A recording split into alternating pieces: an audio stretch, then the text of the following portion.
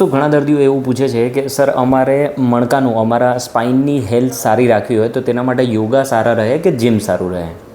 Ideally તમે જુઓ તો બંને વસ્તુ સારી છે, પરંતુ રેગ્યુલરલી અને લાઈફ ટાઈમ કરવી જોઈએ.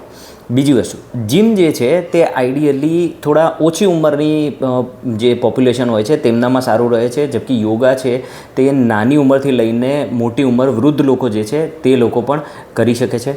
બીજું કે યોગા છે તે ફાઇનાન્શિયલી સારું રહે છે. તમારે કોઈ સ્પેસિફિક જગ્યાએ જઈને કરવાની જરૂરત નથી હોતી અને તમે કોઈ બી જગ્યાએ, ઇવન ઘરે પણ તમે યોગા કરી શકો છો.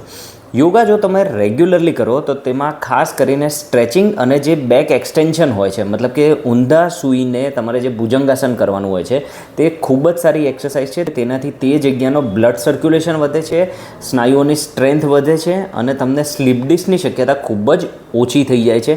તેથી મારા મતે, જેમ કહેવાય છે યોગા ઇઝ લાઈફ, તો તે તમારે ડેઇલી કરવું જોઈએ. લાઈફ ટાઈમ ખૂબ જ સારી વસ્તુ છે, તમારે બંધ ન કરવી જોઈએ. ધન્યવાદ.